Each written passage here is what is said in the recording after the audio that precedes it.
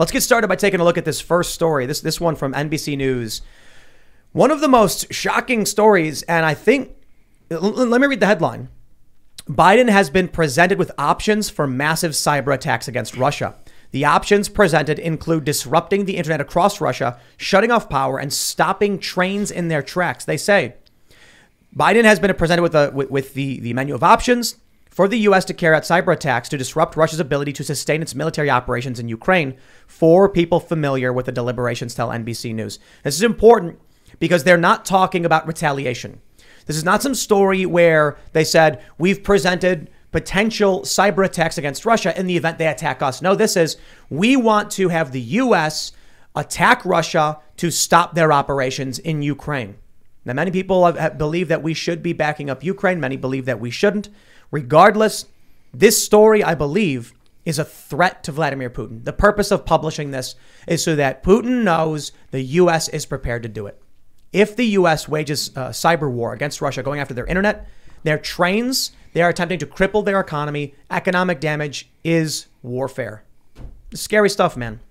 Yeah, it's no different than if we were to go and bomb these same train routes. You know, there's less death and violence, but the same objective from a warfare standpoint is achieved, and that's the shutting down of the economy, and that has major repercussions that no country is going to ignore. So when you're putting these options on the table, you know, you said it perfectly. Are we thinking about retaliation? Because we're not immune to that. We've already seen over the past year. I mean, we've seen several cyber attacks over the past year. We know that our networks are just as vulnerable, if not more vulnerable, to those same cyber attacks. So, do we really want to start that tit for tat? No, we definitely. And that's I don't think there's a winner in that game. It may already be happening. There was a the refinery explosion? Yeah, in Oregon. Yeah. Yeah, when was that? Last night or when was that? Crazy. So that was the day before. It was yesterday, I think, and it just blew up, and they had no idea why. So I still didn't figure it out. I was just like, "Is this possibly faulty like an infrastructure attack?" Yeah, it was a food processing plant. Yeah, just I think exploded. So. Hey, look, I don't want to connect dots where we have no reason to connect dots. Weird. Well, Putin. I was listening to an interview a couple of years ago. He was talking to like a crowd and saying that America's military defense capabilities, basically over the last 20 or 30 years, they've been building up their defensive capabilities against intercontinental ballistic missiles and missile defense. And now that weaponry is so advanced and evolved that all that defensive stuff is obsolete. And so all this American, we think we've got these great complete obsolescence. I mean, it's anyone that wants to kill right now, any government that wants to blow up a country can do it. I don't think they can. Any superpower, U.S., China, or Russia, if they want to level something, they can level it. There's going to be consequences, obviously, but we're not safe. Like, we're not living in like a bubble here, guys. Well, just imagine if somebody were to shut off the subway system in New York City. Imagine the type of chaos that would ensue from something just as simple as one target like that. That's an incredible. You don't need bombs. You could turn a country inside out on itself with some of these cyber attacks. You know, you could cause shortages in the supply chain. You could cause disruptions in major cities. Imagine New York City in a traffic jam of 9 million people who can't get around all of a sudden. What happens then? And a lot of people don't realize, because people have like a movie-esque view of warfare, the targeting of civilians wins you wars. Look at World War II. We blew up 2 cities, killed untold numbers of, massive numbers of civilians. At least 2 cities. And they beg, Dresden please stop. It's a scary thought, but you've got a lot of people who have this view of warfare as like, I love the idea of war crimes.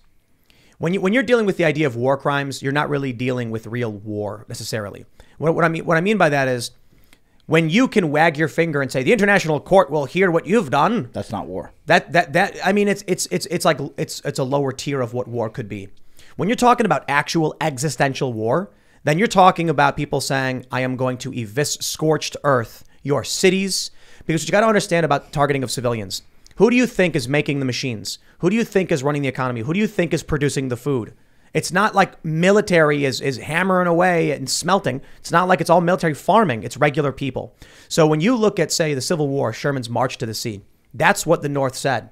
We wipe out the farms, we wipe out the people, we win the war, and boy, is that dark stuff. But that's real war. That's brutal war. Yeah, I'm pretty sure Dresden, the reason that the Allies firebombed Dresden in World War II, which was really one of the greatest atrocities of the war, arguably had to happen because that's where they were, but it was a weapons manufacturing hub, basically. So they were like, you know what, we're taking them all out. Full of civilians.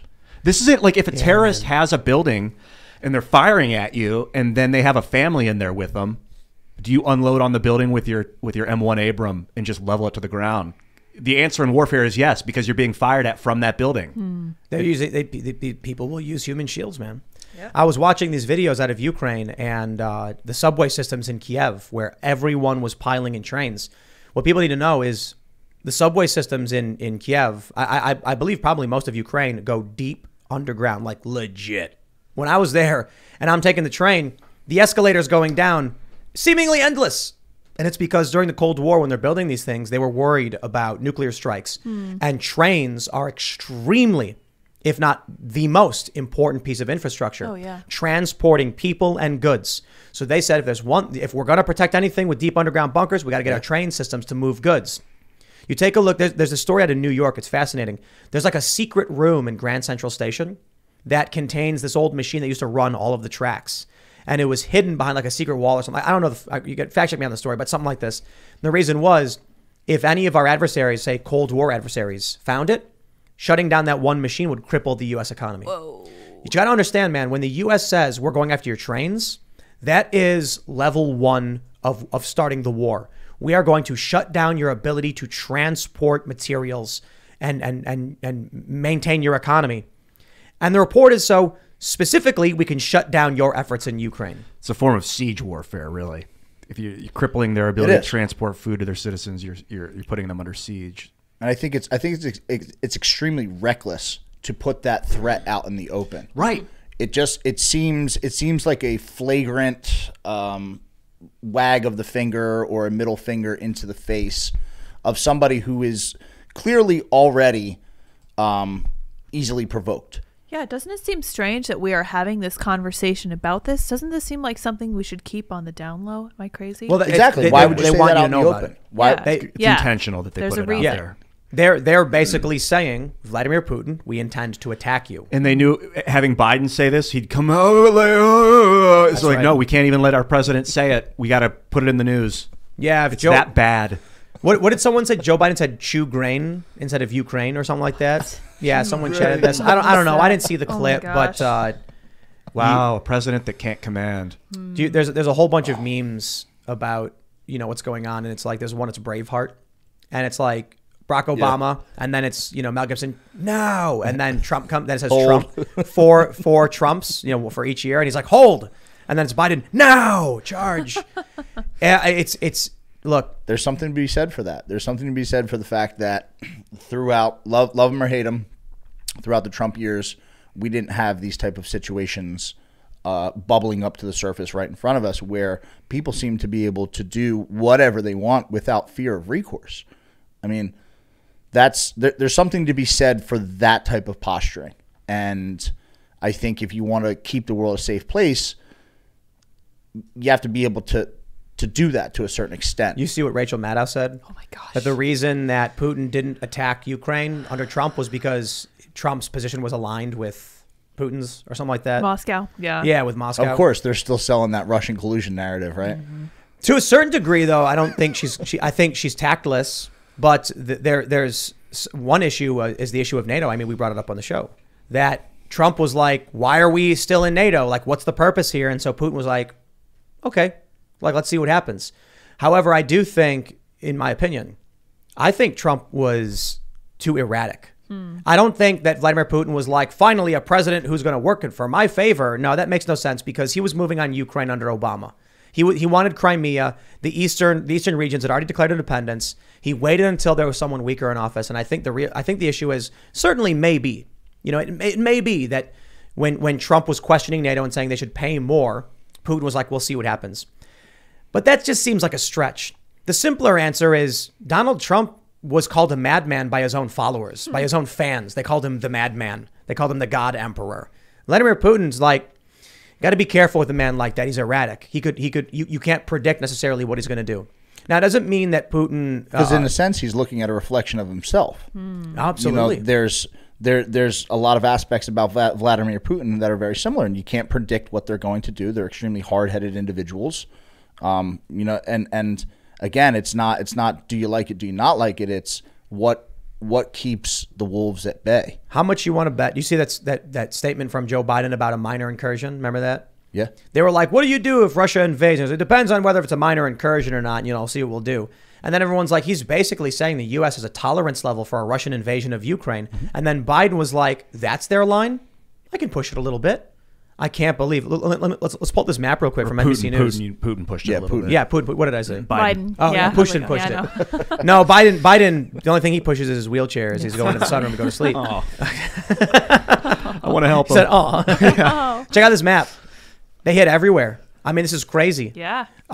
Through Belarus, it's absolutely insane. Comprehensive. And this map isn't even comprehensive. Lviv is not even on this map.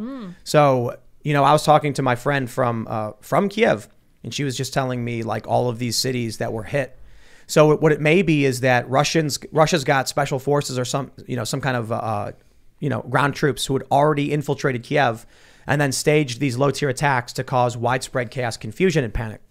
Seems to have worked. That sounds right. There's a lot of Russian sentiment in Ukraine from what I've heard, what I've been learning about. I mean, it used to be part of the Soviet Union, and a lot of people in the Soviet Union felt a lot of kinship towards Russia. And, it all kind of spawned from Russia in the beginning, the Russian Revolution and so on. Thanks for checking out this segment from the Timcast IRL podcast. But if you want to check out the full show live, tune in Monday through Friday at 8 p.m.